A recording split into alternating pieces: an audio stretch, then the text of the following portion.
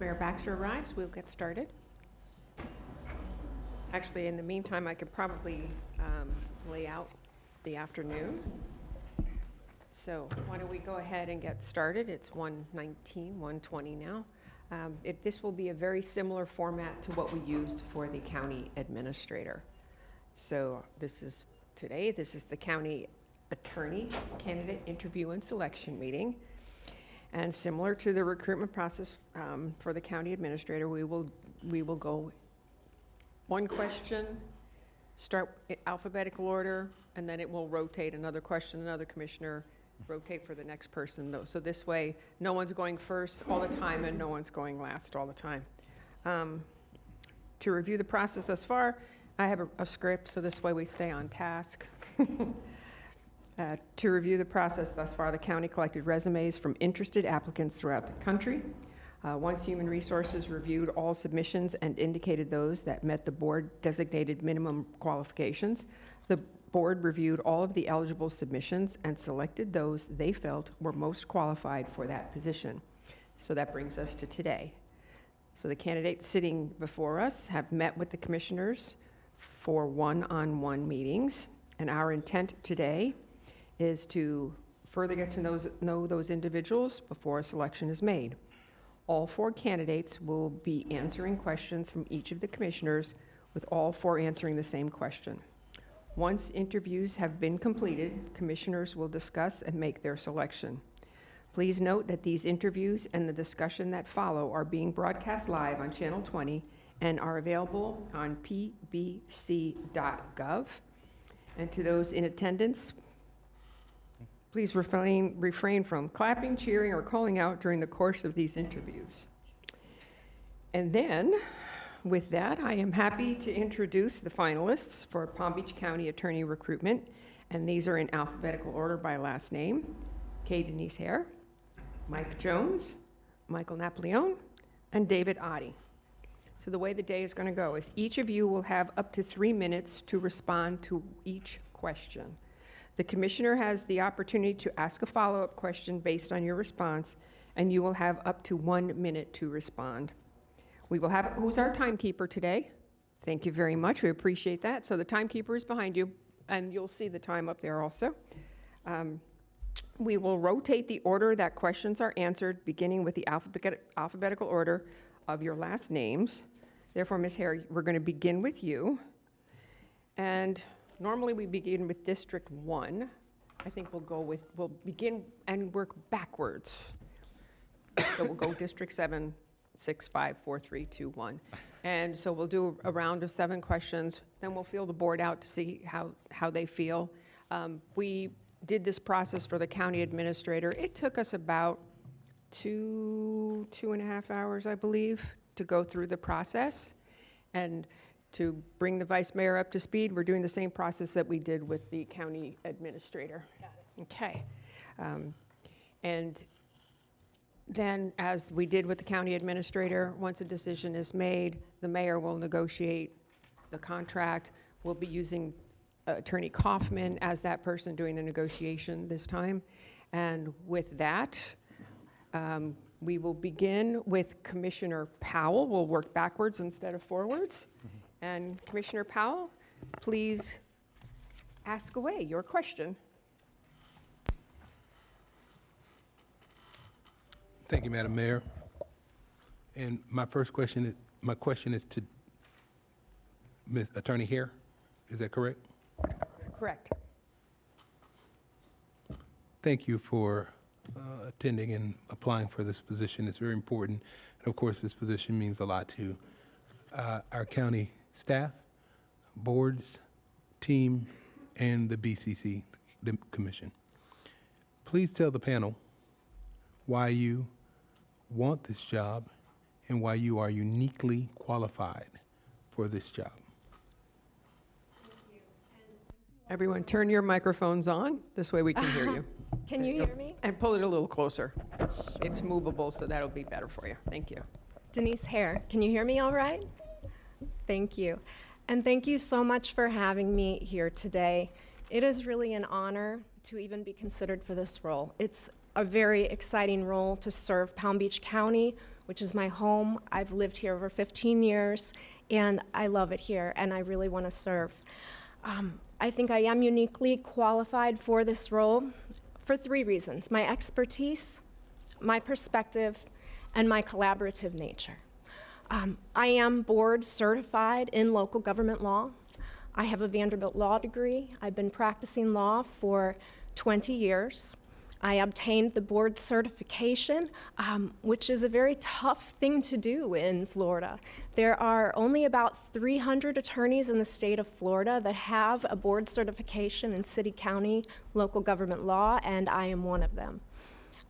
That board certification involved passing a comprehensive written examination, being subjected to peer review and obtaining positive peer review in the community, substantial involvement in this specialty area for several years, and it also involves recertification every 5 years. So I think that makes me uniquely qualified to serve in this role. I also have a lot of perspective, having served as a government attorney for the city of West Palm Beach. West Palm Beach is the largest municipality in Palm Beach County. It faces issues similar to this county, and I worked there. I advised boards. I did litigation, appeals. I did some transactional and contract work as well. And I think that also makes me very qualified for this position because it is supervising a large law department. There are approximately 30 attorneys within the county attorney's office, and they do these different tasks of litigation, appeals, contracts, transactions. And I've done all of those things, so that makes me capable of supervising them and understanding their roles within the county. I also have experience with land use, which is something that the county deals with on a very regular basis. And finally, I would say that I have a collaborative spirit. I'm a good listener. I collaborate. I'm willing to work with the other departments. I want to serve this commission and be able to help it carry out its objectives to further its efforts in the county. And I'm apolitical. I will do that without pushing any of my own agendas. I'm just here to serve and to serve this county. Thank you. Good afternoon, Madam Mayor, Vice Mayor, and Commissioners. I want to thank you for this opportunity as well. This is a very important role and something that I am very excited to be in the running for. So why am I uniquely qualified for this position? I believe I have the longest, most broadly based knowledge of county government law of any of the applicants before you. I've been in the county attorney's office for 25 years. In that position, I have encountered every type of legal issue that the county has to deal with on a daily basis. And if I haven't encountered something like that, I would know where to find out, who knows that answer, where to look for it. I think one of the very important things in this position is your instincts. As someone is sitting, if you're sitting on the dais with the county commissioners and something pops up in your head, why does it pop up? Why does it ring a bell? Where does that come from? That comes from experience. It comes from dealing with issues for essentially my entire career, county issues. I can kind of say I've had on-the-job training for the last 25 years for this position. I am also board certified, as is Mrs. Hare. I was board certified in 2019 and recertified in 2024. Mrs. Hare hit on a bunch of the factors of that, but it's really 3 different things they look at: your experience, your knowledge by passing a test, and a peer review. And I believe my experience, my knowledge, and my standing in the legal community provides support for my application for this position. I've served the last 3 years as a general counsel to the Solid Waste Authority, so I've given this board legal advice from the dais. I've spent the last 4 years as a chief assistant county attorney in the county attorney's office. I supervise 9 attorneys and 2 support staff in that role. I believe that is basically just a smaller version of the county attorney position. The county attorney has about 45 total employees in the office. So I believe that that experience also makes me uniquely qualified. In closing, I've dedicated my career to this office and to this county and to this board. And I believe the experience that I've gained and the knowledge that I've gained in the last 25 years here with the county makes me very, very uniquely qualified for this position. Thank you. Thank you. Good afternoon, Madam Mayor, Madam Vice Mayor, Commissioners. Again, like everyone said, thank you for the opportunity to be up here and interview for this position. I think what makes me uniquely qualified is that I am the only applicant who has ever walked in your shoes. As an elected official for the last 10 years in Wellington, I understand the unique pressure you are under to make decisions under public scrutiny and how important it is for you to have the sound legal advice that will help you implement your vision when you make those decisions that move the county forward while also keeping the county out of litigation to the extent it's possible. I have lived in Palm Beach County since 1976. This is my only home. I've been practicing law here for almost 30 years across a broad spectrum of different areas of law. Like I said, I've been a 10-year elected official in Wellington, currently serving the last 2 years as mayor. I've built deep community connections through my service on various boards and committees and organizations. I have deep ties to the community. I know the place, I know the people, and I think I would bring a fresh perspective to the office. I'm not a career government lawyer. I'm not an insider. I can't compete with the two gentlemen next to me on inside baseball information, but I think I bring a perspective from the private sector to this sector, which is a high demand for accountability and attention to detail. I'm a collaborative leader. I try to build consensus in teams. I think I want to make sure that we improve the lines of communication between the county attorney's office and you all and your staff, as well as the administrator and his staff and the department heads. I think communication solves 90% of the problems we all encounter. I think making sure that open line of communication gets you the information you need to make your decisions. I also am a big believer in building a culture of collaboration among the office. And I know back when I was Palm Beach County Bar President, which is probably over 10 years ago now, I know the county attorney office was viewed publicly differently than it is now. There was more prestige to the office. A lot more people wanted to come here and work. I know there's been some attrition lately, and I think we've got to diagnose why people aren't making their careers here, aside from the two gentlemen next to me. A lot of people have come and gone, and they haven't all left for a bigger paycheck. So I think identifying why that's a problem is a strength I can have by meeting with everyone and trying to figure out how we restore this office to the premier place to work for people who want to work in government. I think, to wrap up, I think my public-private sector combination of experience makes me uniquely suited to this role, and I would love the opportunity to continue my public service to the 1.5 residents of Palm Beach County. Thank you. Good afternoon, Mayor, Vice Mayor, and members of the Board of County Commission. As the others said, I'm very grateful for this opportunity to have an opportunity to lead the County Attorney's Office. This is not a position that is to be taken lightly, and if you are in a position to work as the county attorney, you must have at hand public service. I have proven to be deeply committed to public service over the last 20 years, but most importantly, I have also been a proven leader in the legal department.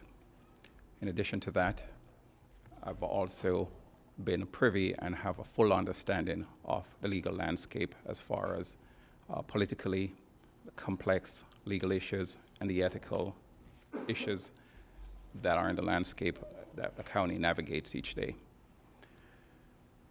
Over my career, all at the county attorney's office the last 20 years, I've led a legal team through complex, high-volume litigation. And on top of that, I'm the only person here who has worked in the county attorney's office on both sides. I've handled transactions and I've handled litigation. Through those 20 years, I've advised boards, constitutional officers, worked across departments to find legal solutions, legal and practical solutions to protect the county's interest, but also to maintain public trust in the county. Moreover, I understand that this position is not just about legal expertise.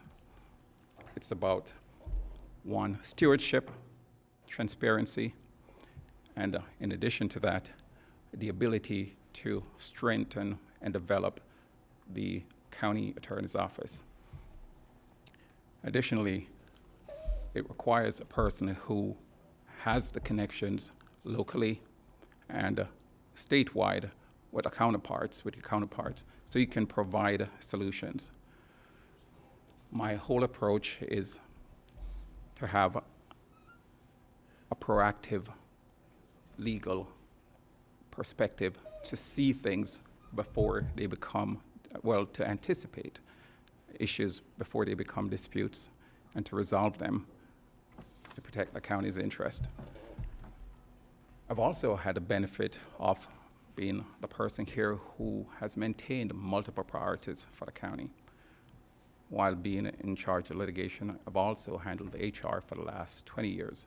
And in so doing, have what I'd say revolutionized some of the policies that has put the county in a better position legally. Thank you. Any follow-up? Commissioner Powell, any follow-up? No? Okay. District 6, Vice Mayor Baxter. Thank you for being here. Thank you for applying. Thank you for wanting to work for us. It's hard having 7 bosses. I can't imagine. So I will ask you, in your opinions, what do you feel would be important to us as commissioners? I want some insight to how you feel that we perceive things, because it will show us if we can trust that you will have our goals in mind when making decisions as well, keeping us legal, keeping us safe, keeping us within the parameters of the law, but also being able to understand that we as commissioners want to help our residents. And so I want to understand your perspective on how we see things. Thank you. I think first, lines of communication between the county attorney's office and the commissioners is of the utmost importance. I think the commission deserves to be informed, kept up to date, and knowledgeable about the legal issues that the county is undergoing, whether they be in litigation or pre-litigation or any other area. I also think not spinning things to the commissioners is very important. I've seen that happen during my tenure with the county, and I don't like it. I think the commission can understand and is intelligent, and there's no reason to spin. The truth, it should be full candor, truth is what you see. I also think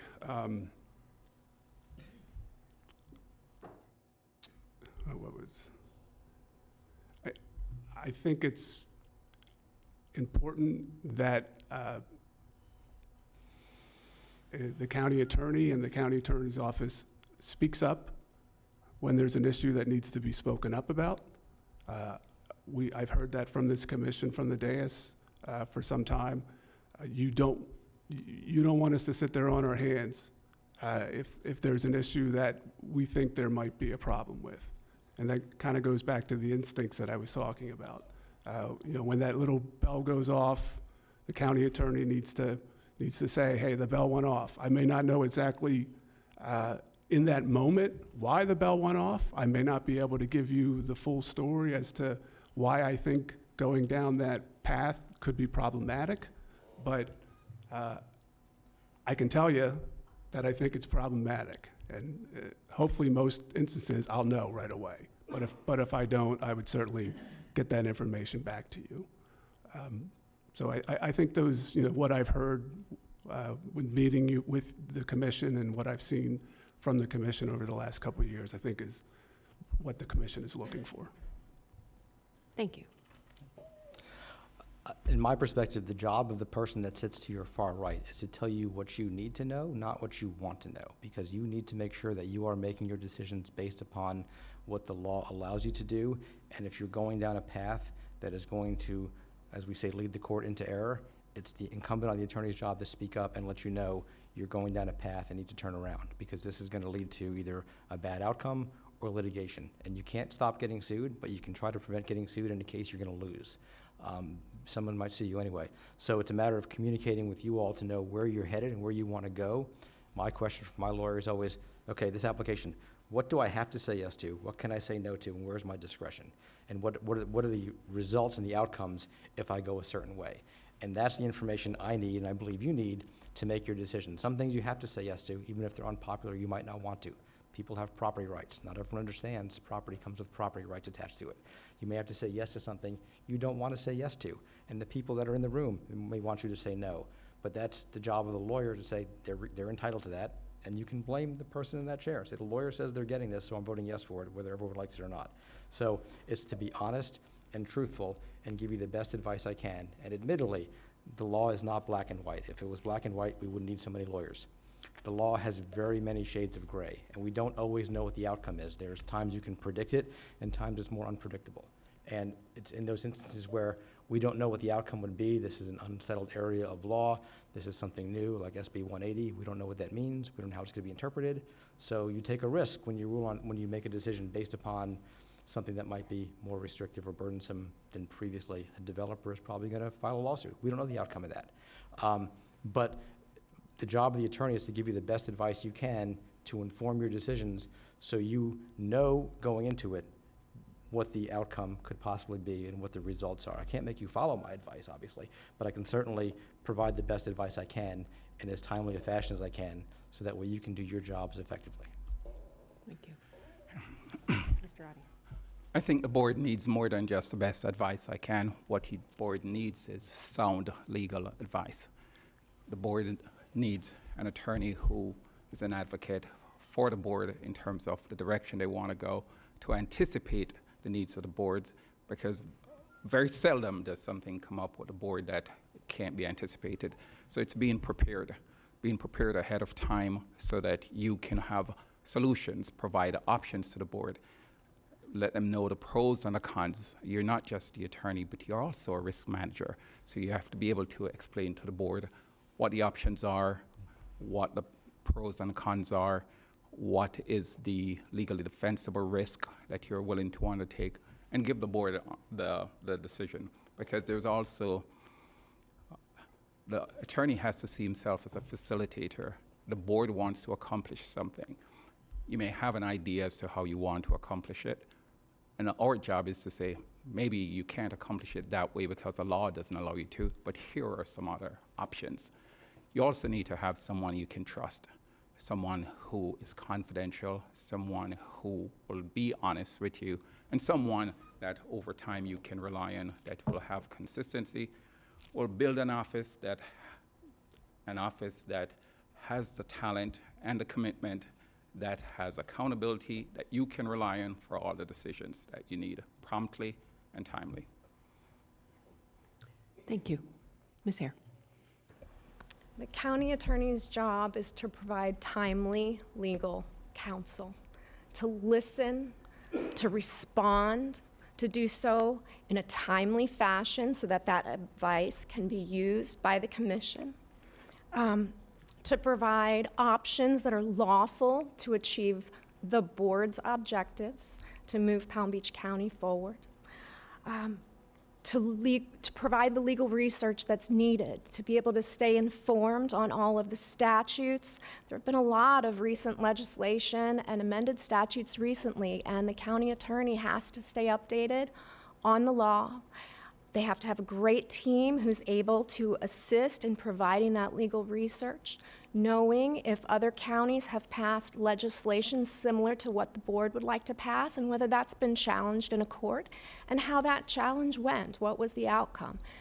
That will help to fulfill the objectives and be able to provide sound legislation that complies with the law and that holds up in court. And again, just to be very responsive and timely to listen and to meet the needs of this board. Thank you. Any follow-up? No, Madam. Okay. District 5.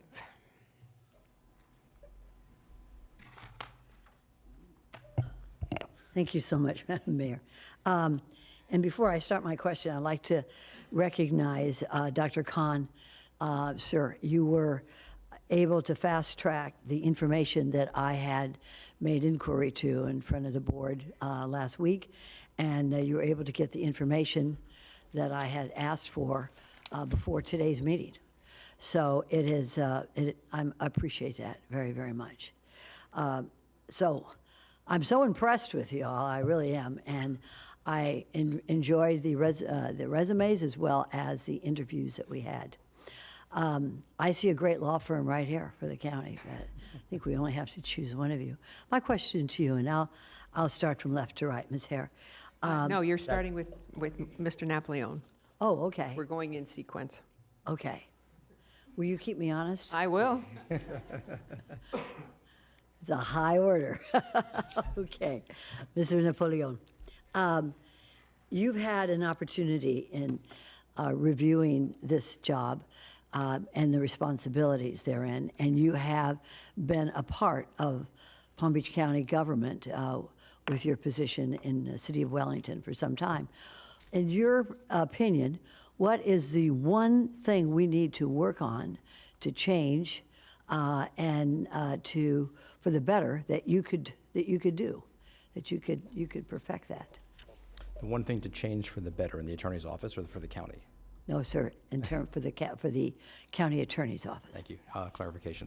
I think the important thing you need from the county, I've talked to a lot of people who worked for the county attorney's office presently and who formerly worked here.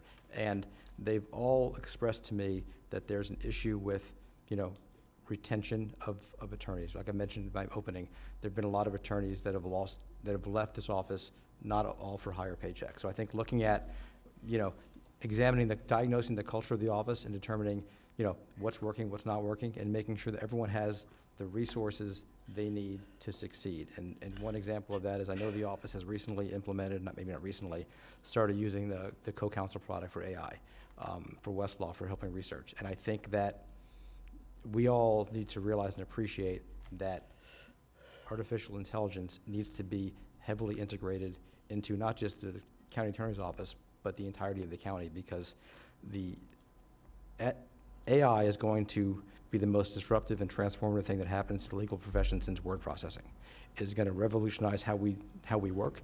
It's already more efficient and effective than associates at research, and we have to figure out the way to implement it to make us as effective as we can, because the private sector is going to be doing it.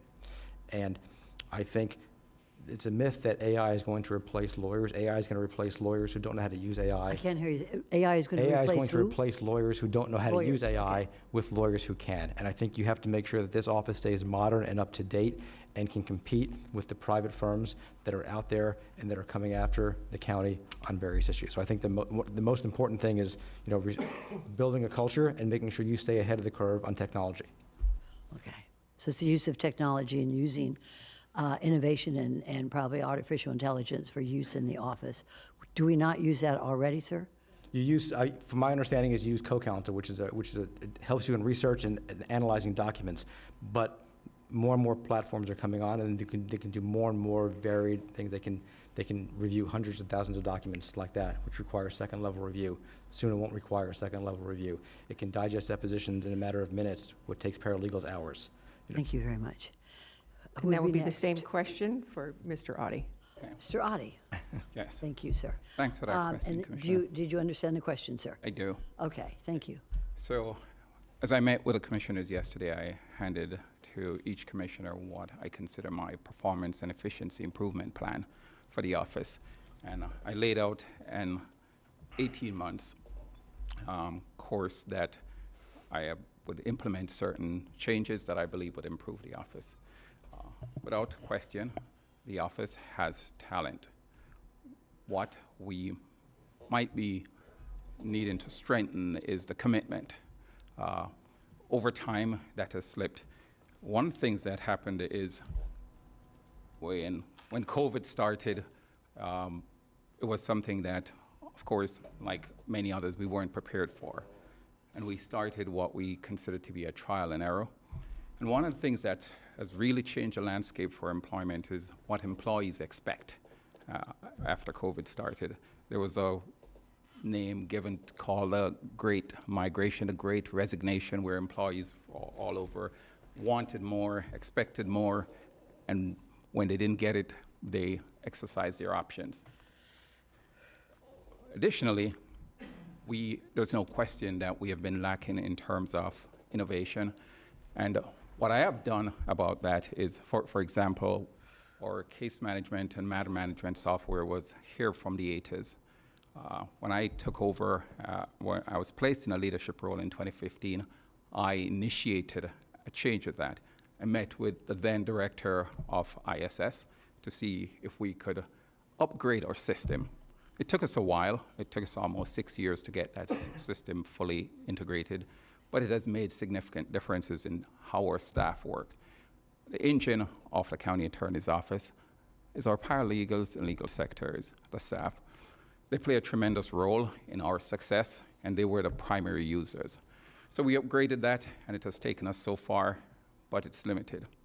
Last year, with the county attorney's permission, I initiated a discussion with Westlaw, and we got more than just co-counsel. Co-counsel is a separate software that we have with license that helps us do certain parts of our job, but we revamped what Westlaw, the main research protocol is, and got several additional components in it. One called Precision, which is purely AI, has an AI component. Practical Law, which is like a how-to for attorneys, and that has enhanced and really significantly enhanced our research capability in terms of accuracy and speed.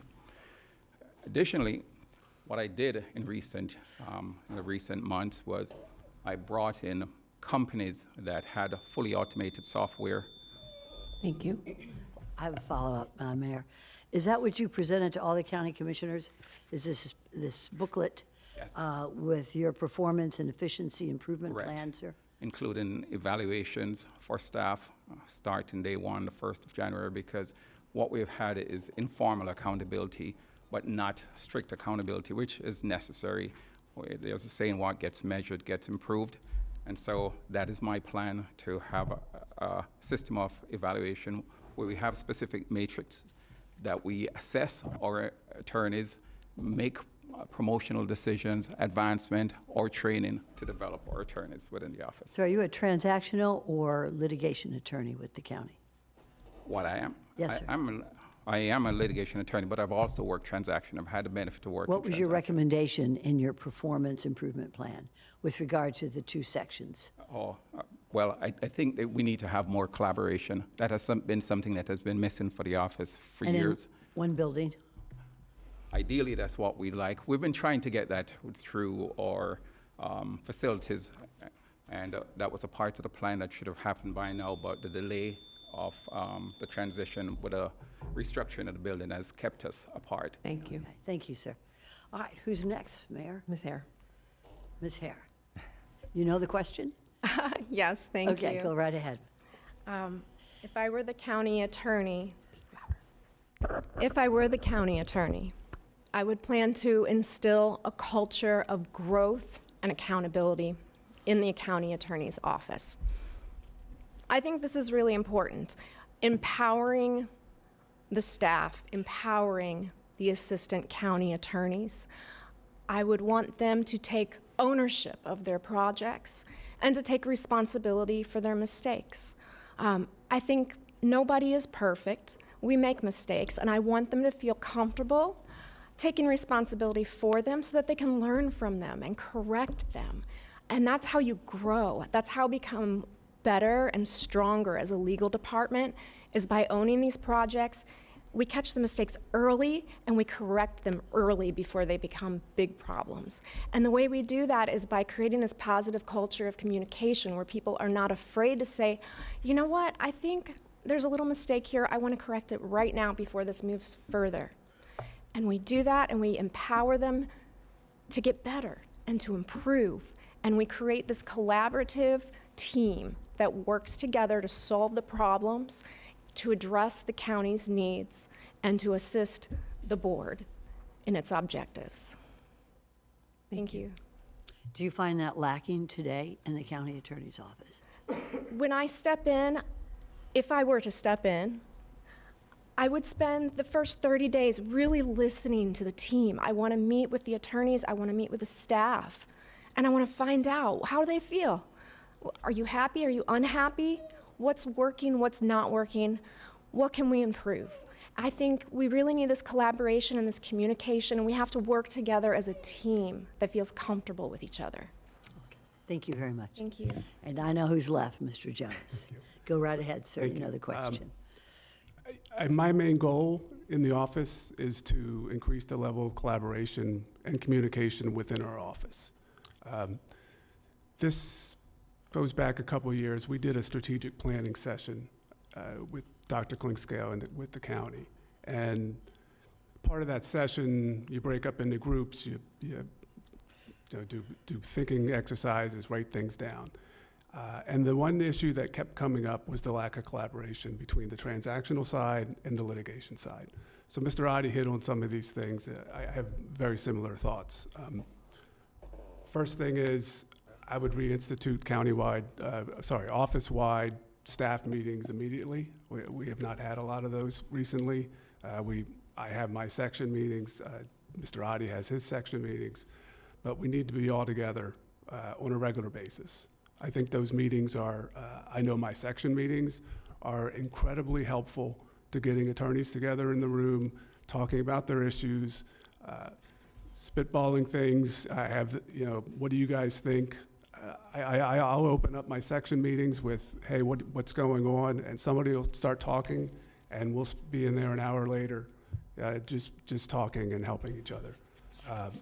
The second thing I would like to see, and Commissioner Sachs, you mentioned this, was putting us together back in the same building. I don't know how quickly that can be. I know this building is undergoing design right now, but that is certainly something that I would definitely push forward. And finally, I'd like to create a little bit of a mentorship program within the office, something a little more formal than we have. I mean, we certainly have my doors open for anyone in the office, and I think anyone comes in my office and talks to me. I think I've provided that mentorship to many of the attorneys over the years.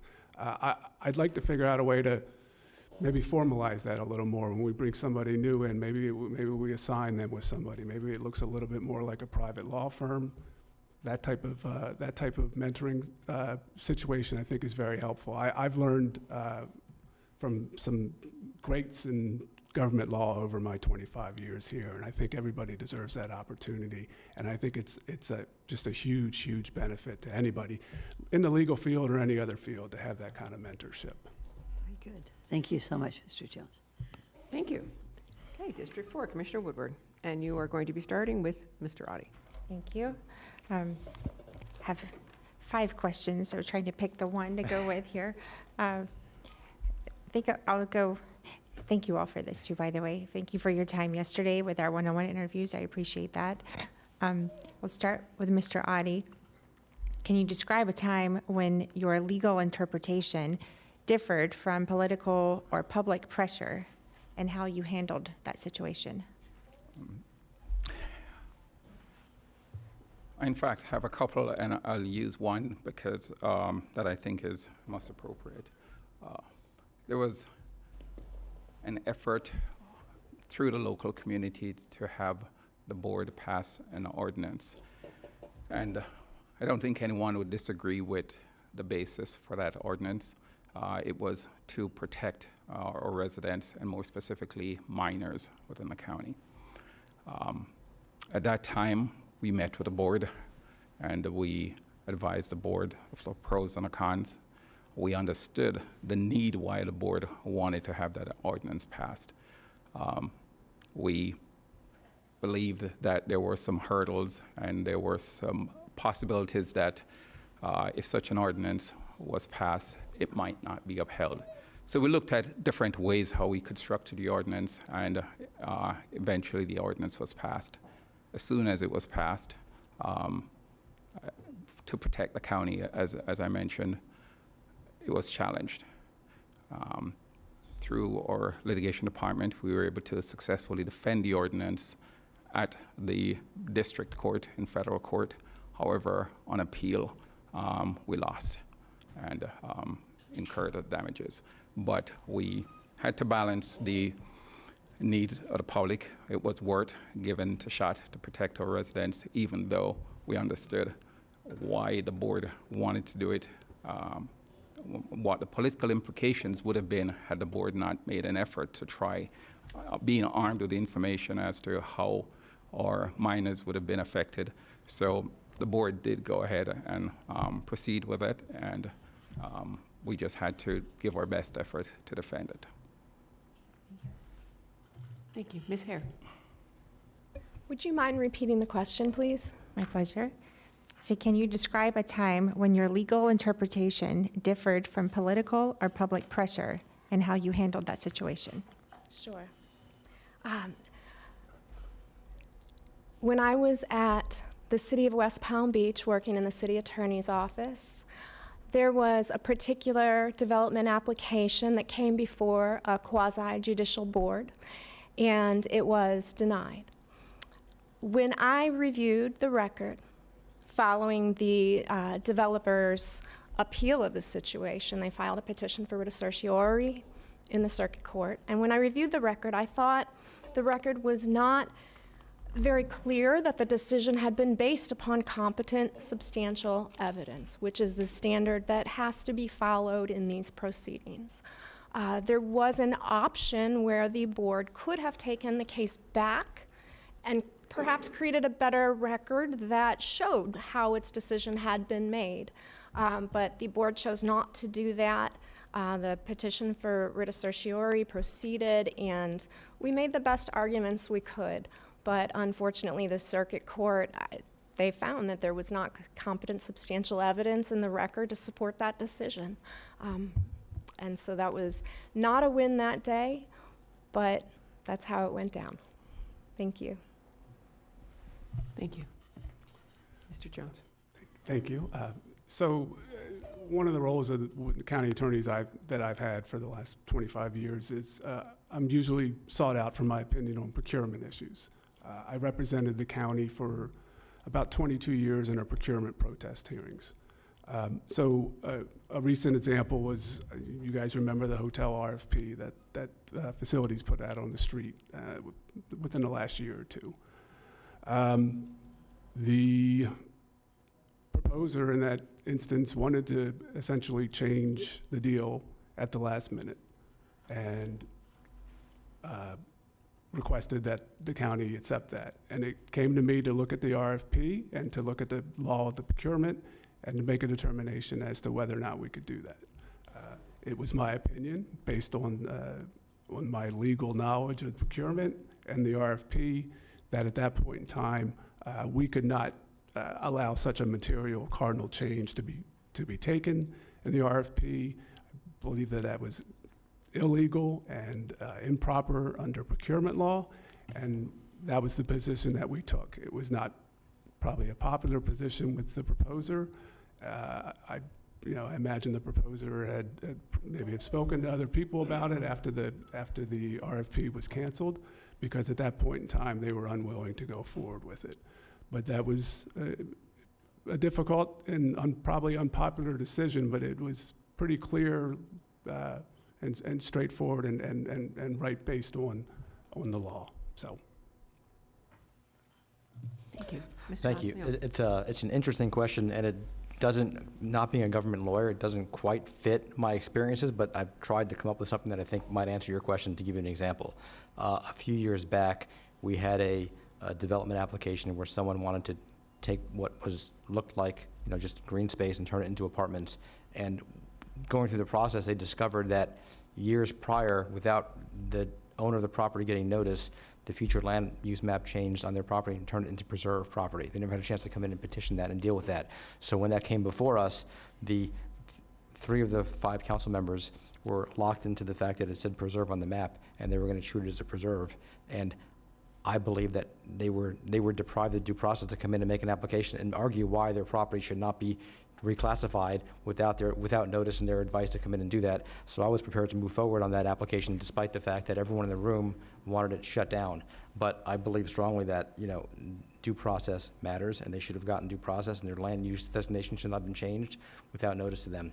And they sued us because they were probably going to be right. So we've settled that litigation, or we are settling litigation, but that led to a lawsuit because, sometimes in government things happen without us knowing why they're happening because there's a lot of moving parts, and that was something that happened maybe a decade or so before that no one picked up on until they came in there with an application to do something on that property, and they realized an inconsistency, and I thought they should get the benefit of the doubt on the inconsistency. We disagreed, we were in litigation, but fortunately we're resolving that. Thank you. All righty.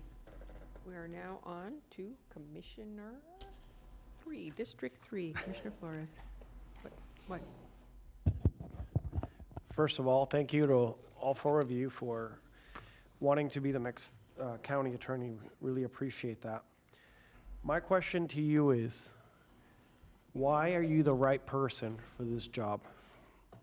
Based on your leadership style and your work values, what makes you the right person for this job? You got the question? Yes. Okay. Is it me starting? Yes, I believe you're please. starting, yes. All right. Is my microphone on? Right now? Yeah, there you go. Okay, very good. Thank you. As I mentioned before, I do believe I'm the right person for this job based upon my expertise and my perspective and my collaboration. And I want to go a little deeper into the perspective that I have to offer. I have worked in both government and in private sector. And I think that that's important because I think it provides really valuable perspective into the world, into the way governments operate, into individuals and property owners and businesses and how they experience the government. There's a lot of processes here that, to your average individual, they might question, why does that process exist? What's the purpose of that?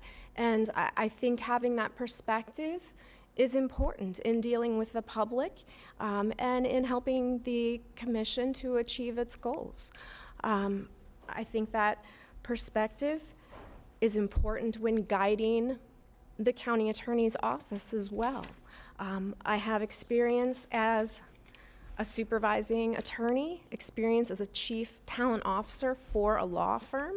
I have experience serving on a law firm management committee, and so I have a lot of leadership experience and experience in talent evaluation and mentoring and guiding a team. And I think that's really important right now. We need to really build a really strong county attorney's office that has a strong, positive culture so that they can carry out the mission of this county. How would you garner, my follow-up is, how would you garner buy-in from your team? I think it's about communication. It's about listening. It's about meeting them one-on-one, listening and hearing their needs and responding to it. Of course, we have to get the job done. We have to work hard, and I want people to be proud of their work. I want them to feel like they're really carrying out a mission here. They're doing something important. And if there's anything that's causing an obstacle in their day-to-day work, I want to be able to address that, and I have to know what that is and respond. Are you good with the question? I believe I am, thank you. So I've spoken about my experience. I've spoken about how I've essentially been performing this job for 25 years and been training for it. If you look, I currently supervise 9 attorneys. And I think if you ask those attorneys, they'll tell you I'm always there for them, that I listen to them, that my door's open, that if they're confused about something or if they're having trouble with somebody or anything of that nature, that they can come to me. And I believe every one of them to a person will tell you that. I believe my leadership style and my demeanor is right for this position. I believe in respect. I believe in respect for everybody, whether they work for you, whether they don't work for you, whoever they are, I think you have to respect people. And I respect everyone that works for me, and I respect everyone in the office, and if I was the county attorney, I would have a discussion. I'd sit down with everybody in the office immediately and say, what do we need to do to make things better? What do we need to do for you to be more motivated? If you need to be more motivated, how do we move forward from here? I believe communication. I said it before. You have to communicate with people. If you don't, you don't know what's going on. You really don't. You asked about buy-in. I think that's how you figure out buy-in. Talking to people, looking them in the eye and saying, are we on the same page here? Not emails, in person. That would be, within the first 30 days or so, I'd have that meeting with everybody in the office to make sure we were all on the same page. Mr. Napoleon. Why the right person? Well, I've discussed my broad base of legal experience, which is, I guess, the lowest bar. I've got a reputation for honesty, professionalism, and the highest standard of ethics. In my experience in private practice, my firm was a 20-lawyer firm before we merged with the 300-lawyer AmLaw 200 firm. In all those roles, I have managed staff, I have managed paralegals, I have managed associates, I have mentored associates. I participated in litigation boot camp where we actually train associates how to litigate cases before they go into court and litigate them on the fly. I've built teams of lawyers to represent clients on cases which require lawyers either in litigation, either employment experience, transactional experience, probate experience, building the right team to serve the client's needs. We've heard a lot that the office currently seems to need more collaboration and better communication. I am an excellent communicator with my staff and my team. Even in the village, if you talk to anyone in the staff level, I treat everyone with the same level of professionalism and respect, from the manager down to the guy who hangs the pictures on my wall, right? You treat everyone the same, and you build a culture of respect. And everyone in the office needs to know that they are a valued member of the team, and their opinion matters. And you have to have an open door policy. Something we've lost since COVID is management by walking around, right? You've got to walk around and talk to people, see how they're doing, check in on them. Part of the problem is when you walk around, there's nobody there sometimes. It's hard to do that. But you've got to make sure everyone on the team feels valued. I know there's lawyers in the office, perhaps because they're separated by 2 different buildings, they don't really even know each other well. You've got to know your teammates to the point where you can trust them implicitly when they tell you something. You know them well enough to know they've told you something, and you can take it to the bank. And that only comes with more contact and more communication. And I think that is something that has to be built up in the office more than it exists today. And I could do that because I've done it before. And the same question, how would you achieve buy-in? Well, you achieve buy-in by talking to people, right? You have to have a meeting and let everyone know. They've got to know me, I've got to know them, and they have to know each other. And once you get to know each other, and you realize you're all on the same team, you're all moving for the same mission to protect the county, to serve the people of this county, you've got to all be on mission. Once you're on the same mission, it's easy to have buy-in because you're all rowing in the same direction. Thank you. Okay. For me, being the right person for this job is not just about what you do internally for the office, but it's what you do for the county. What makes me uniquely qualified in that regard is not only have I worked with the office, but I've had the experience of being in litigation and working with every single one of those 34 departments over the last 10 years. And having the transaction experience is great, and I'm going to address my experience with that after. But there's no better understanding of any facet of legal framework than having to litigate a case. You could do procurement, you could do land use, you could do whatever area you are.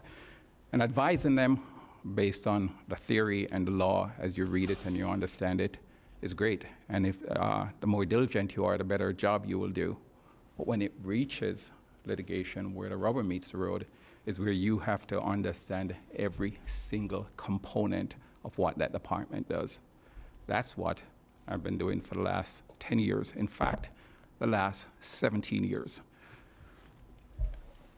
Now, going forward, talking about departments, you need to have these department directors who understand that the advice that you provide to them is legally sound. I've had that experience, and not only from the litigation perspective, but being the person who advised HR. HR is the one department, well, two, HR and risk management, that touches on every single person who is in the county's organization. And I haven't had the opportunity since 2012 to be the person who leads that department legally. I've come across every kind of situation that there is, and being able to walk that department director through, having them be able to foster better relationships with their staff, but more importantly, how to respect the rights of those employees and have the employees respect each other so that we can keep the county going to meet its goal as opposed to focusing on external issues, and also to achieve their objectives consistently without litigation is where I stand out. I don't think anybody else here has that experience. Not only that, but I'm the only person here who has had that consistent litigation experience of leading a team. No other person here has that experience of leading a team in government service. Same follow-up question. How would you achieve buy-in? Buy-in is making the people feel supported and understanding their purpose. I get lawyers with 2 and 3 years experience, with no trial experience, who come into the county attorney's office, and in a year, they're able to try cases successfully against firms with, against other entities that have 4 partners in a private firm with triple their experience or quadruple their experience and be successful. They know they have my support. When my team works, I am there with them. When my team, I don't ask anything of my team without giving them full support. When it comes to being here on a Saturday or Sunday, leaving their families to come and prepare, I'm there with them. They know I'm always there with them to give them the support. That's how you get buy-in. Thank you so much. Thank you. Commissioner Weiss, and we are going to start with Mr. Jones. Well, thank you. Thank you, Mayor. First of all, and I will thank all 4 of you as well. It was a real pleasure to be able to speak with you yesterday, and I appreciate the insights you were able to share with me. But my question for you is, our county's attorney office plays a vital role in supporting the board and protecting the county's interests. Based on what you know about our organization and its mission, what specific steps would you take in your first year to strengthen the effectiveness, culture, and performance of the office, particularly how it serves the commission, departments, and the public?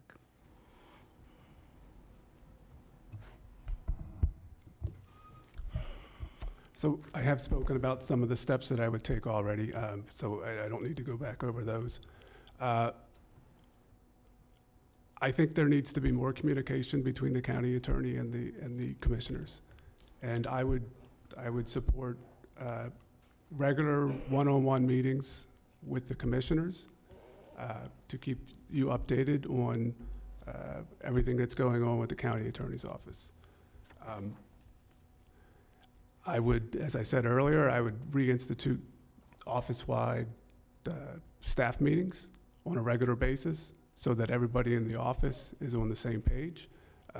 We would probably do these before each Board of County Commissioner meeting, which is how we used to do it in the past.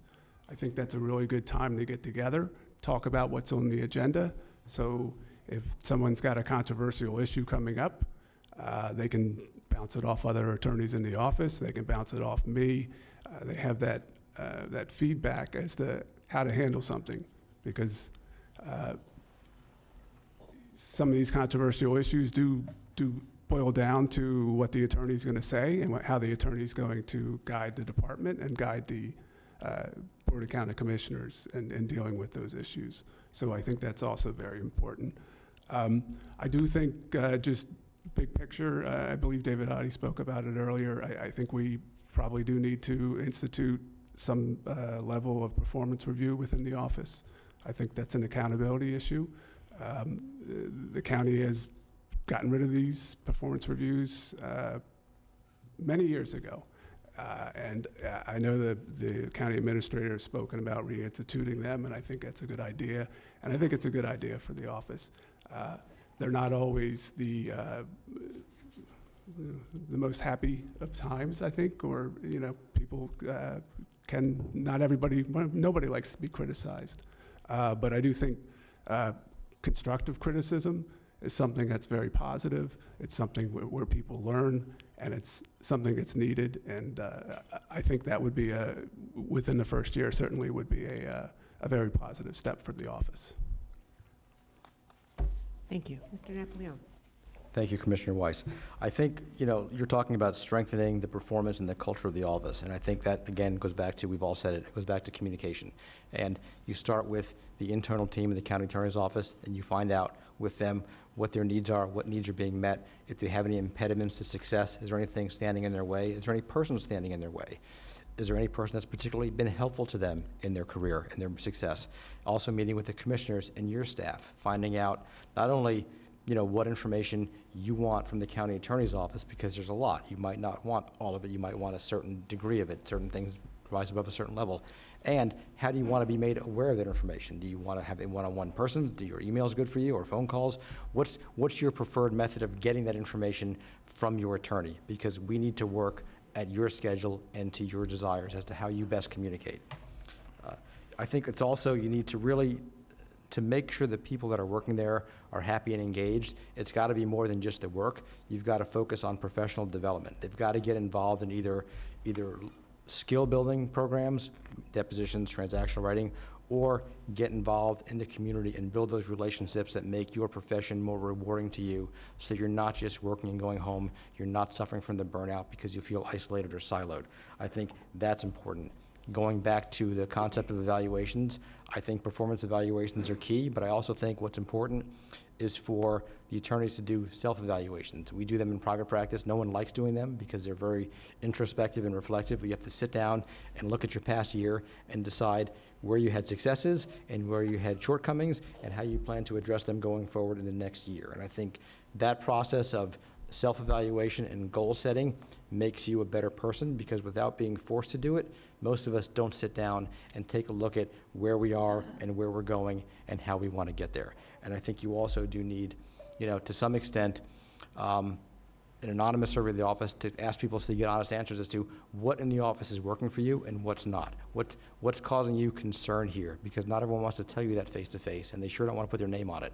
But everyone in every office has problems, and they have concerns, and they have to know they can talk to someone about it, and there won't be any repercussions. And that's information you need to diagnose whether you have a culture problem and whether it's correctable. So I think that's a lot to cover in a year, but I think that's a lot of stuff that needs to be taken care of to make sure that the team is going in the right direction. Thank you. Mr. Oddie. So the county attorney's office is the board's law firm. Our goal is to provide legal direction and advice. The board has to have the confidence to know that they're getting what they need, they're getting it timely, and that it's reliable.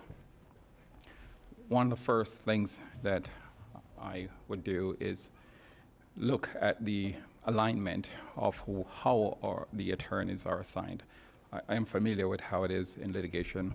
I have knowledge of how it's done in the transaction section, but I think there needs to be a revision to make sure that we're getting optimum value by the places where attorneys are assigned, to make sure that we don't have overlap or that we have gaps. So that's one of the first things that I think needs to be addressed. Staff meetings are a low-hanging fruit which must happen, but I think what we need is something much deeper. We need to have a system where, and that's where you have the advantage of being here to see what it is.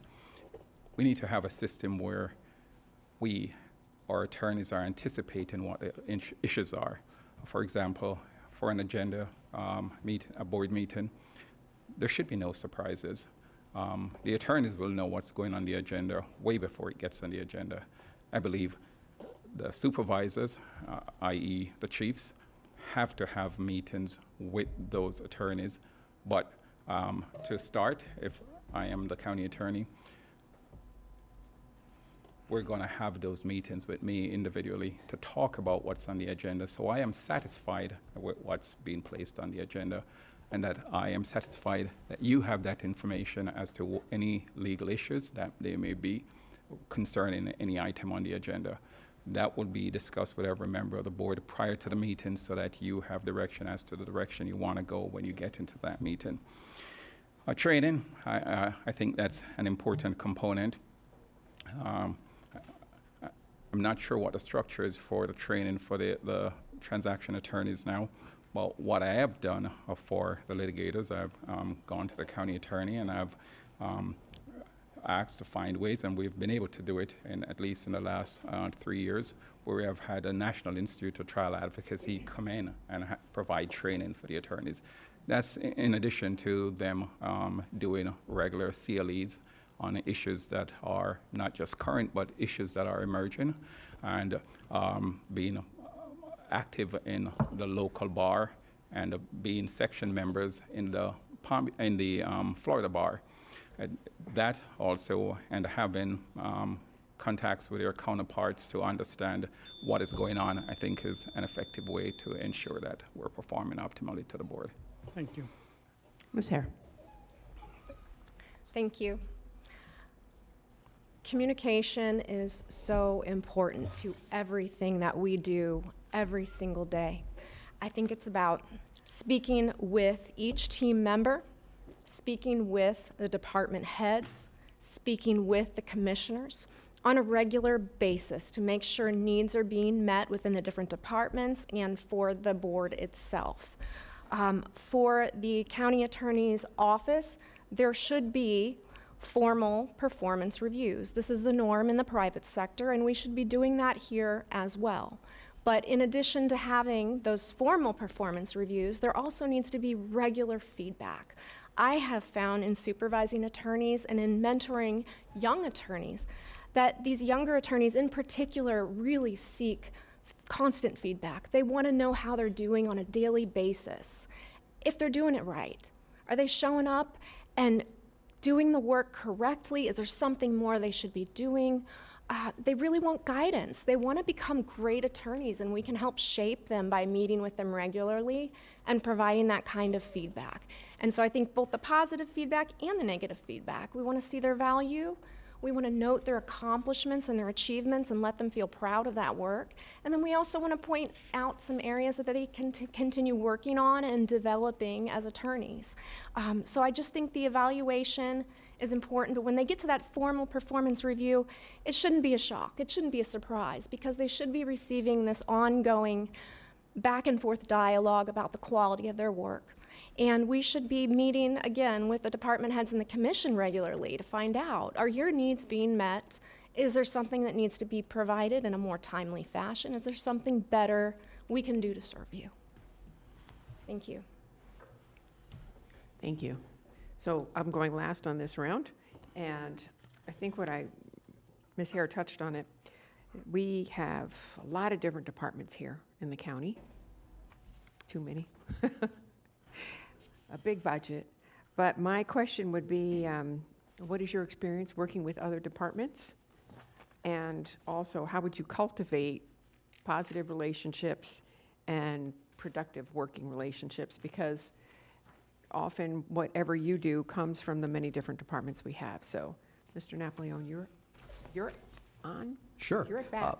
Right. I mean, clearly I haven't worked in this building, so I can't answer that question specifically to you, but I do understand the concept of the question, which is you want to make sure that the other departments know who their go-to person is in the legal department for various issues. And you want to make sure that people are teamed up and the teams are working well together, that there's a trust relationship between each department and the lawyers in the county attorney's office who have the skill set to assist them. And you do that by talking to people. You know, I'm a big believer in you lead by listening. You've got to talk to people and find out what's going on.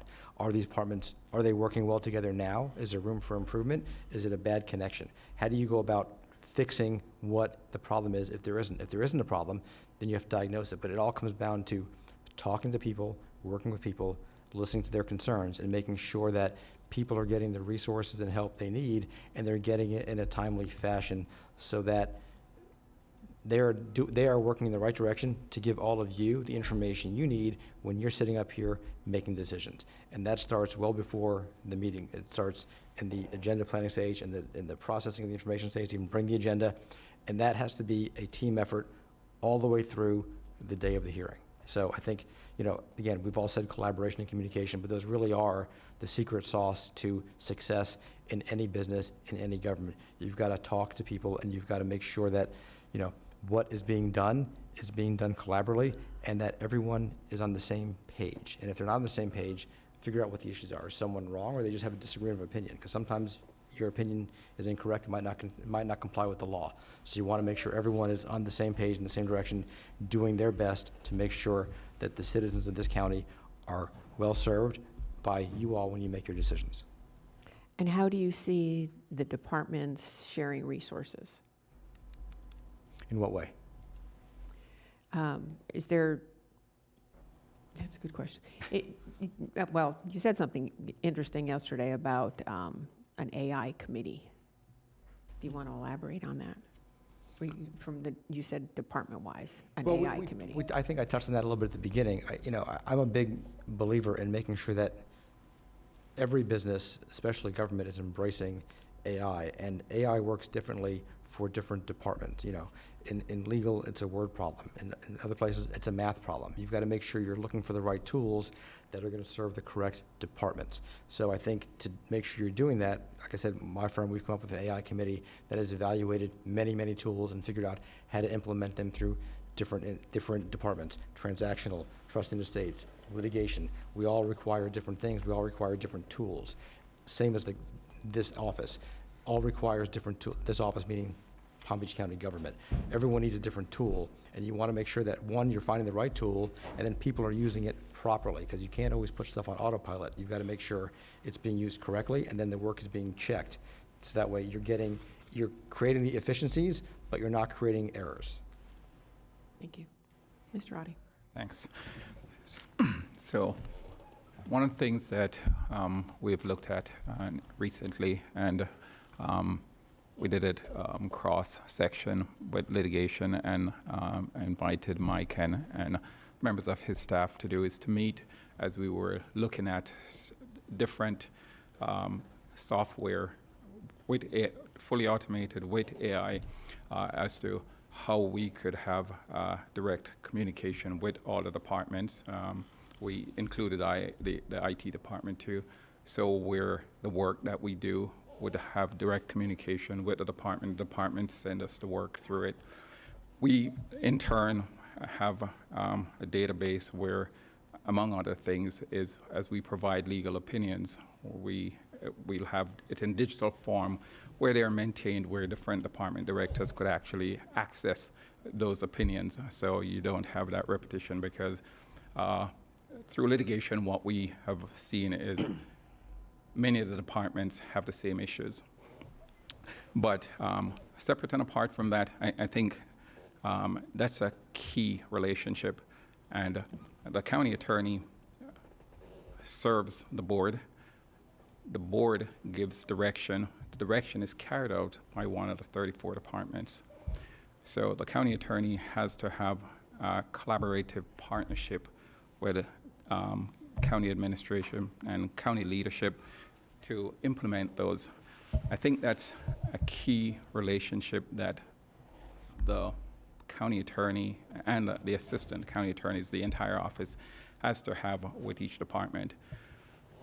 The department, we have a large number of department heads who have just been with the county, and when I say just, I mean within 5 to 7 years who are still learning county operation, and they rely on the county attorney's office for legal direction. And you find that sometimes because we don't have written opinions, there's that challenge between what the non-attorney but the practitioner from that department wants to achieve and what they believe they're getting from the county attorneys that is different with their opinion. I think in order to foster a better relationship consistently throughout the county is that we have a system where we're not just addressing issues, but we are trying to anticipate issues to give the departments direction, legal direction. But more importantly, when the issues arise, is how they're dealt with, making sure that they're dealt with promptly and that they have solid written legal opinions that they can rely on that will advance that cause. Thank you. Ms. Hare. I think working with the other departments within a local government is one of my absolute favorite parts about working in local government. I think the greatest resource the county has is its people. And it is so fantastic to learn, to have the opportunity to interact with professionals in different spheres. So planners, zoners, individuals in the code enforcement department, the utilities department, finance, engineering. These are experts in all these different departments, and we learn so much by interacting with them on a daily basis. It's fantastic. And in litigation in particular, and in appellate work, you become kind of a subject matter expert in each one of these cases about a particular issue. And you have all these experts at your disposal. It's amazing. I mean, you can reach out to the planning department and say, tell me all about this. Tell me about this ordinance. Tell me about the code. And they'll teach you. It's just amazing. And we have this great resource here, and we have to be talking to them all the time and making sure that, that the legal department's, providing the services they need, and then we have them as a resource to help us with our work as well. Thank you. Mr. Jones. Thank you. During my time here with the county, I've had the pleasure of working with basically every department in the county. When I was representing the county in procurement protest hearings, I could go anywhere. I could be with anybody. It could be a facilities issue. It could be a fire rescue issue. I was doing solid waste procurement hearings back in the late 2018, 2019. I think I have a great relationship with the department heads in this county. I think they all respect me. I think many of them seek out my opinion on issues. And I would want that to continue if I were in the county attorney role. You have to reach out to them. You have to communicate with them. You have to let them know, I'm here for you. If you have an issue with your assistant county attorney, please let me know. And that's very important. I'm not saying those things don't arise. They do arise from time to time. It's the job of the county attorney to make sure that gets fixed, whether that's through the attorney that's currently in that position or a shuffling where everyone is made happy, because it's very important. Again, it's back to communication, which everybody mentions, but back to respect. I would be in constant communication with department heads. I get it. We represent them as well as representing the board, so they're very important, and we got to make them happy. And thanks. Thank you. So we've gone through one round of questions. Would the board like to go through another round of questions? Okay.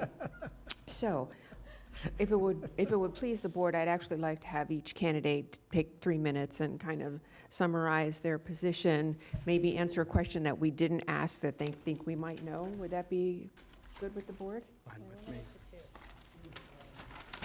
Okay, you have 2 minutes for your elevator speech.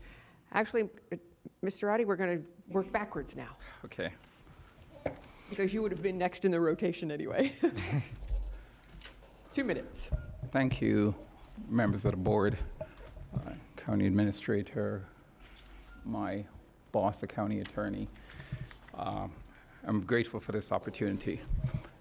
I believe I would be the most suitable candidate to lead the county attorney's office going forward, as we're in this phase where there is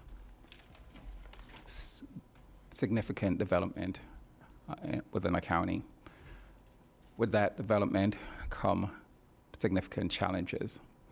Those challenges range from land use, transportation, intergovernmental relationships, and the preemption, which is the most pressing thing at this point.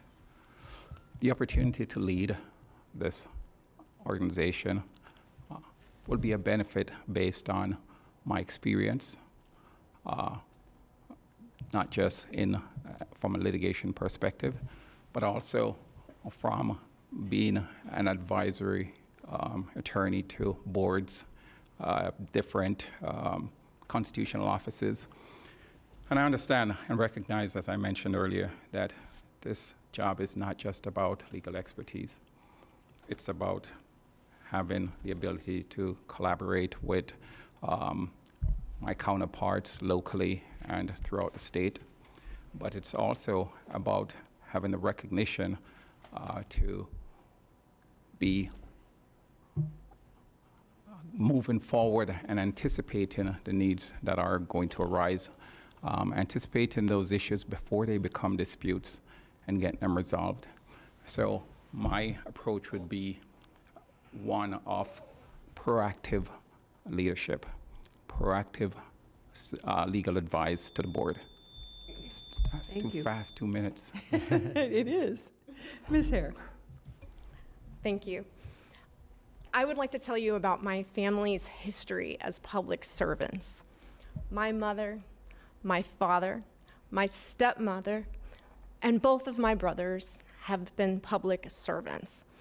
And it is a calling and it is a passion. Local government law, all the different issues that it touches are a passion of mine. And I love Palm Beach County, and I want to serve Palm Beach County for the next 20 years as its county attorney. I love it here, and I want to be here. I'll just note once again that I am board certified in local government law, that I am an expert in that area. I bring a lot of perspective to the position, and I'm a listener and a collaborator. I really want to be here, and I thank you again for hearing me and for having me here and considering me. Thank you so much. Thank you. Mr. Jones. I, again, want to thank the board for giving me this opportunity. It's, this position would be the pinnacle of my career. I've been here for 25 years. I've progressed through this office. I started as a staff attorney, which is the lowest level you could be in the office, progressed my way through all the different levels and became a chief assistant county attorney, which is the second highest level in the office. I believe my experience speaks for itself. I have been involved in a tremendous amount of large projects that the county has been involved in. You can see all that on my resume. I believe that speaks for itself. I am also certified in city, county, local government law. I've been a chief for about 4 years, so I have supervised attorneys. I know what it takes to supervise attorneys. I know what it takes to motivate them. I know what it takes to help them. I would love to have the opportunity to continue to do that on a larger scale. I said before, I've dedicated my career to this office in this county, and I believe I have what it takes to move up to this next step and become your county attorney. Thank you. Thank you. Mr. Napoleon. Thank you. In anticipation of this question, while I was sitting out there this morning, I wrote up something so I could be concise and not ramble. And I want to start by saying I appreciate this opportunity to interview for this position alongside my fellow candidates, each of whom I hold in very high regard. You have a difficult choice, but you have excellent choices. Something I bring, my background is I'm the first person in my family to go to college. I never in my wildest dreams imagined I would ever be an elected official. I also can't imagine that I'm sitting here interviewing to be the county attorney for Palm Beach County, the place I grew up. For me, this is the right position at the right time. I bring nearly 30 years of legal experience of a broad spectrum of practice areas, a decade of elected service, and a lifelong commitment to this community. I've built a reputation for professionalism, integrity, balance, both in my private and public positions. I understand the legal issues that you face and the realities of governing under the constraints of ever-changing laws. I've led teams, managed complex issues, and made tough decisions under public scrutiny, always with an eye towards fairness and the public good. I'm here today not for a paycheck or a title, but for the opportunity to continue serving the place that shaped my life and career. I'm drawn to this position because it represents the highest level of public trust, to uphold the law, protect the institution, and help each of you guide this county through a period of unprecedented growth with steadiness and integrity. In short, I understand the assignment, I know the community, and I'm ready to serve. Thank you for your time. Thank you. Okay. Discussion? Commissioner Powell. Thank you, Madam Mayor. And I just want to be clear, I know this came up with regard to everyone as they go through.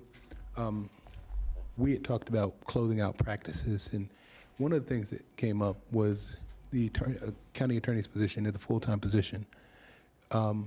If anyone else has anything that they're obligated to, we just want to make sure we get that commitment that this is a full-time position, that you couldn't still have your practice open while being the county attorney, or, so I just want to make sure that's clear.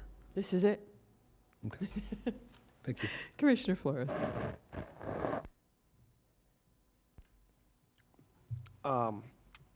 One of the candidates here is an elected official in the city of Wellington. I asked a question yesterday, if he would continue to serve as mayor. He had a request. I think it's fair that be shared with the board, because I think that's something that matters. I personally don't have an issue with the request, but I think it's fair that everybody listens to that request here.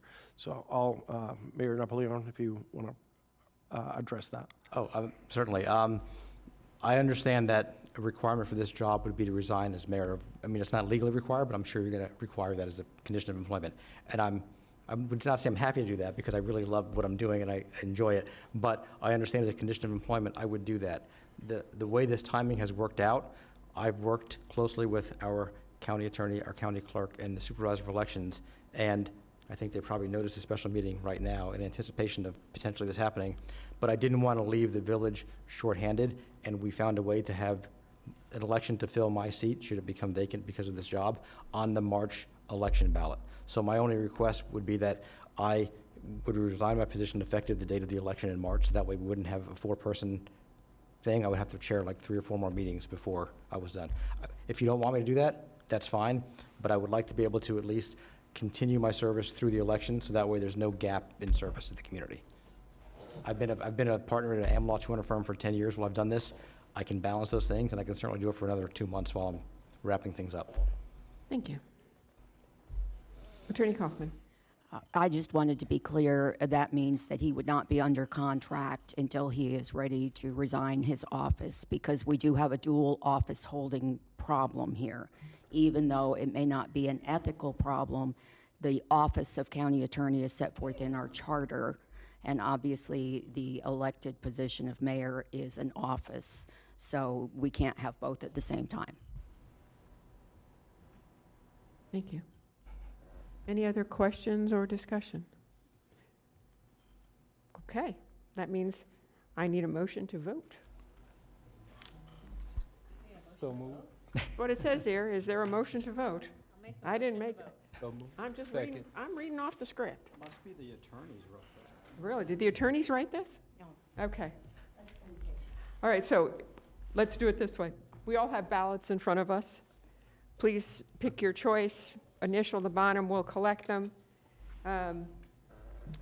Please note that the top of the ballot indicates what round of voting is taking place, so this is round 1.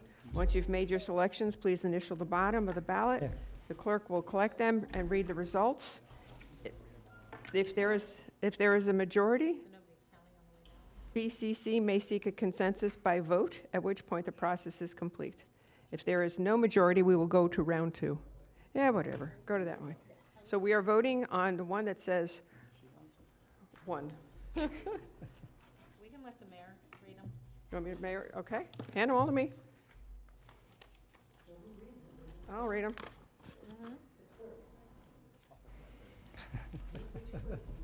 Nobody wants to read 'em. The mayor can read them and the clerk can type it in, can't they?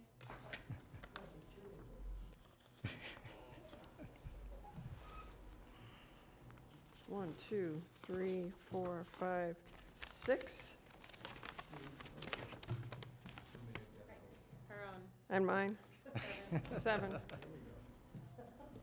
David Oddie, David Oddie, David Oddie, David Oddie, David Oddie, David Oddie, Michael Napoleone. Mr. Oddie, you have the job.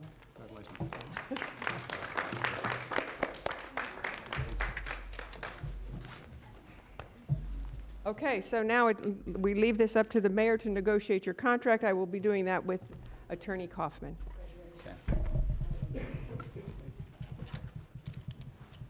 So I'd say Okay. thank you to the board, and I look forward to the opportunity to work with the board. Having served here for the last 20 years, I'm familiar with the operation and the culture of the county, and more importantly, the expectations of the board. And with that knowledge, I can lead with input and insight from day one. Thank you. You're welcome. Congratulations. Mayor, Yes, I am actually going to be out of the office next week. Would it be Okay. all right if Howard Falcon takes the lead in That would be negotiating? fine. Thank you. that will be fine. All right, before we adjourn the meeting, because we do have, oh, I'm sorry? You hand in the cards Oh, to the clerk. I threw them out. Okay, there we go. Before we adjourn the meeting, does anyone have any comments they would like to share? Because we didn't do that previously, and actually I have some, so, Commissioner Powell, any comments? Or Commissioner comments? If not, that's fine. Commissioner Weiss? Oh, Actually, Mayor, this is a direction I would like to ask.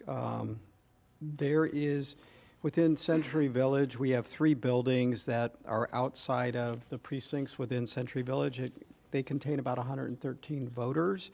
Last time we redistricted, and the request came from both the Democratic and Republican parties in Century Village that we bring these 3 buildings back into the rest of the precincts within Century Village.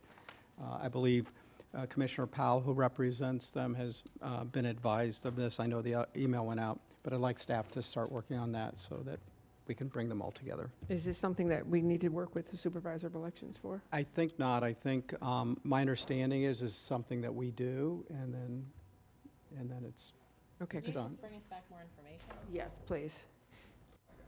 Okay. Administrator Abruzzo, your light was on. Did you have something you wanted to add? I just wanted to congratulate David publicly. We know, our administration's side of the fence works with the county attorney's office so many times per day, and I've had I know he's in discussion. I've had a wonderful experience starting with the interview process for a county administrator, and then all the different things we've been working together, both publicly and attorney-client privilege privately. And I want to thank the board. I know he's going to be an excellent partner for administration, so we could collaboratively get done everything that you need to get done. So thank you all. Appreciate it. Thank you.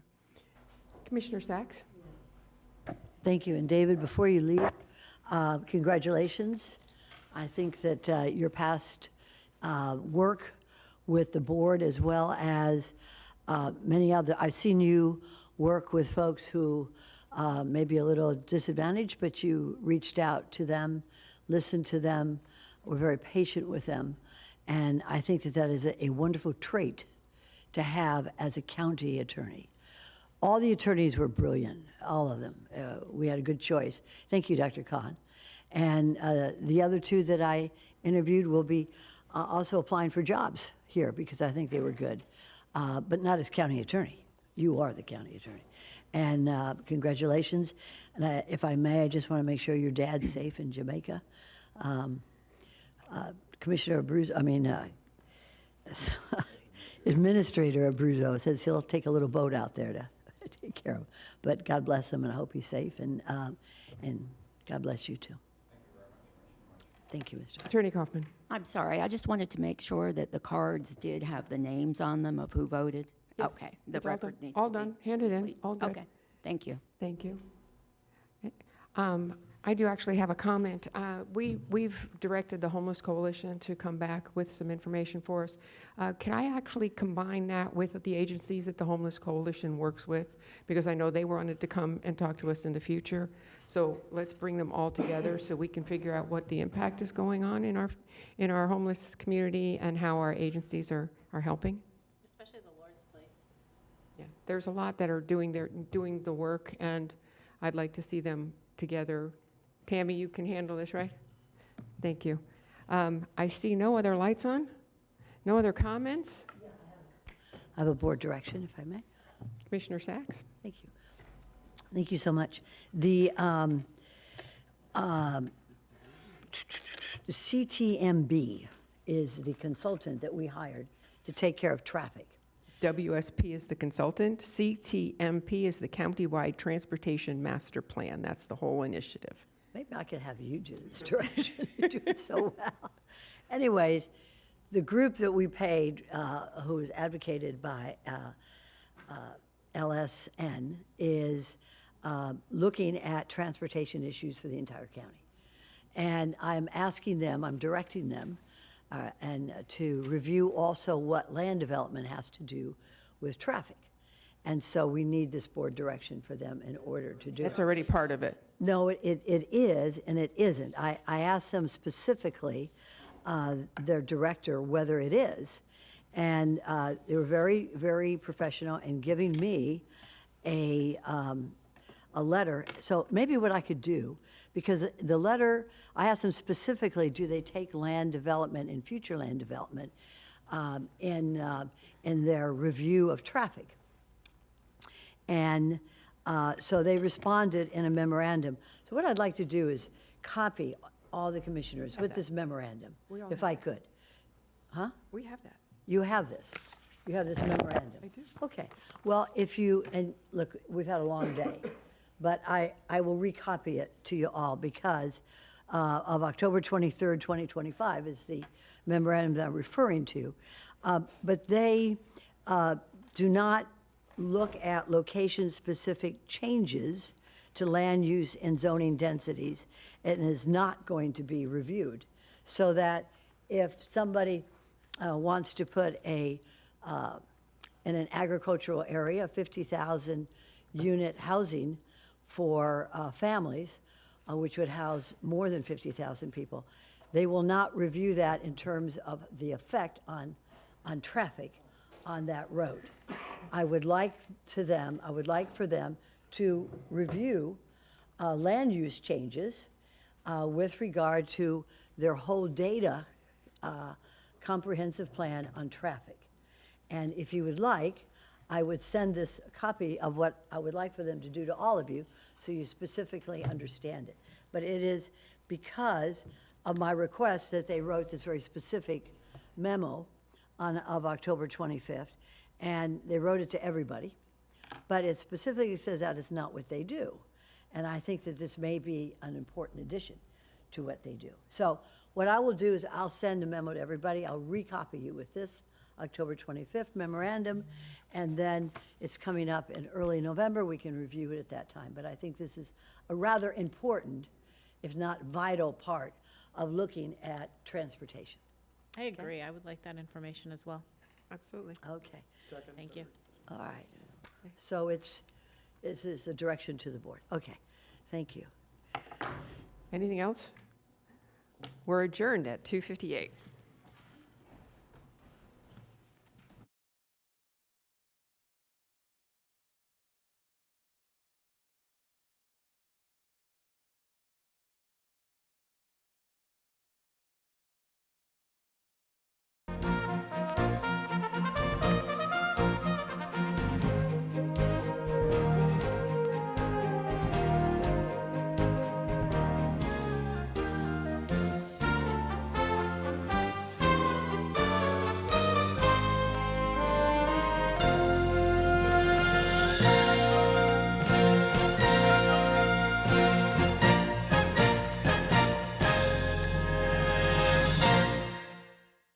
Palm Beach County needs your participation to remain a top recycler in the state of Florida. Our system